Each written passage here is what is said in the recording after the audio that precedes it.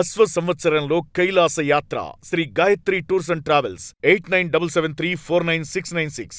పులివెందులలో ACB raids. ACB వలలో CI SI ఉన్నారు. లంచం తీసుకుంటూ ఏసీబీ అధికారులకు రెడీ హ్యాండెడ్ గా పట్టుబడ్డారు ఎస్ఐ అనిల్ కుమార్. ఇక పులివెందులోని సిఐ వెంకటరమణ నివాసంలో ఏసీబీ సిఐ నాగరాజ్ ఆధ్వర్యంలో ముమ్మర సోదాలు నిర్వహించింది. 20 తులాల బంగారం, కీలక పత్రాలను గుర్తించారు అధికారులు.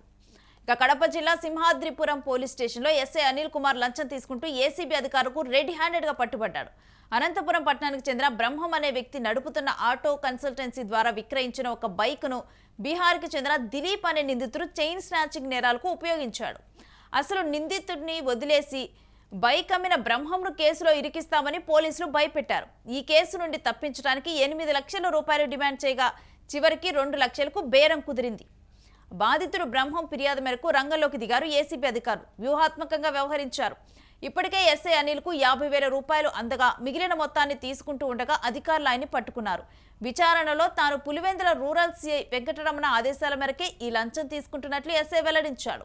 ఇక దీంతో ఏసీబీ అధికారులు లింగాల నుండి పులివెందుల వెళ్తున్న సిఐ వెంకటరమణను మార్గం మధ్యలో అదుపులోకి తీసుకున్నారు.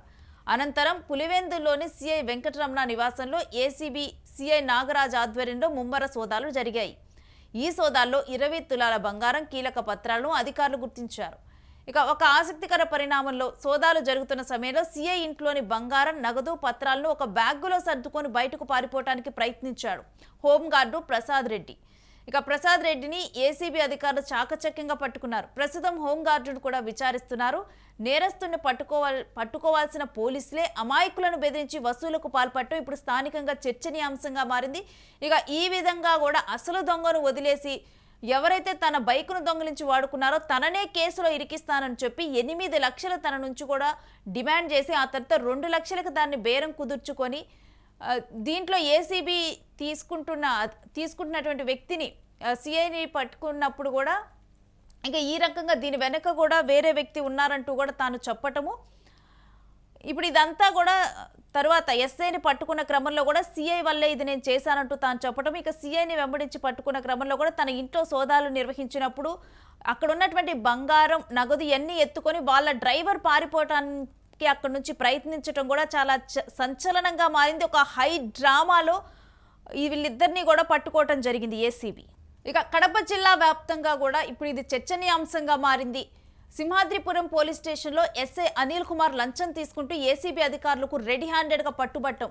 అనంతపురం పట్టణానికి చెందిన బ్రహ్మం అనే వ్యక్తి నడుపుతున్న ఆటో కన్సల్టెన్సీ ద్వారా విక్రయించిన ఒక్క బైకును బీహార్కి చెందిన దిలీప్ అనే నిందితుడు చైన్ స్నాచింగ్ నేరాలకు ఉపయోగించాడు.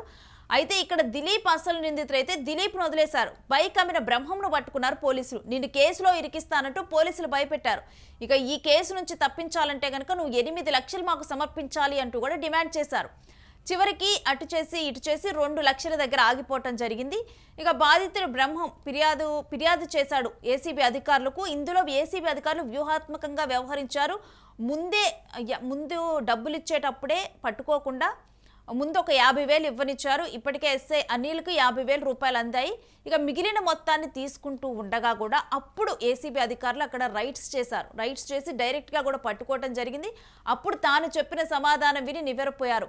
ఇది తాను చేసినటువంటి పని కాదు, పులివెందుల రూరల్ సిఐ వెంకటరమణ ఈ రకంగా నాకు ఆదేశాలు ఇచ్చారు, ఆయన మేరకు ఈ వ్యవహారం అంతా నడిపాను, ఈ లంచం తీసుకున్నాను అంటూ ఎస్ఐ వెల్లడించాడు. ఇక ఎస్ఐ సిఐ పేరు చెప్పడంతో ఏసీబీ అధికారులు లింగాల నుంచి పులివెందుల వెళ్తున్న సిఐ వెంకటరమణను అక్కడ మార్గం మధ్యలో కూడా అతన్ని అదుపులోకి తీసుకున్నారు. అదుపులోకి తీసుకున్న అనంతరం కూడా తన ఇంటికి తీసుకొని వెళ్లారు. పులివెందులోని సిఐ వెంకటరమణ నివాసంలో ఏసీబీ సిఐ నాగరాజ్ ఆధ్వర్యంలో ముమ్మరంగా కూడా సోదాలు నిర్వహించారు. ఇక ఈ సోదాలు ఒక పక్కన జరుగుతుంటే ఇక్కడే హై డ్రామా జరిగింది. ఈ సోదాల్లో 20 తులాల బంగారం, కీలక పత్రాలను అధికారులు గుర్తించారు. ఈ గుర్తించే క్రమం ఏ విధంగా జరిగిందంటే ఈ సోదాలు ఒక పక్కన జరుగుతుంటే ఇక్కడ ఉన్నటువంటి డ్రైవరు సిఐ ఇంట్లోని బంగారము, నగదు, పత్రాలను పట్టుకొని ఈ డ్రైవర్ ప్రసాద్ రెడ్డి అక్కడి నుంచి పారిపోయేందుకు ప్రయత్నించాడు. ఇది గమనించినటువంటి అధికారులు చాకచక్యంగా అతన్ని పట్టుకొని అతని దగ్గర చూస్తే బంగారం, పత్రాలు లభించాయి. ఇక నేరస్తుని పట్టుకోవాల్సిన పోలీసులే అమాయకుల్ని కేసుల్లో ఇరికించి వాళ్ళ దగ్గర నుంచి డబ్బులు లాగాలి అని చెప్పి ఆలోచన ఏదైతే చేశారో ఈ ఆలోచనతో కూడా మొత్తం కూడా అక్కడ ఉన్నటువంటి ప్రజలు ఒక్కసారిగా షాక్కి గురయ్యారు.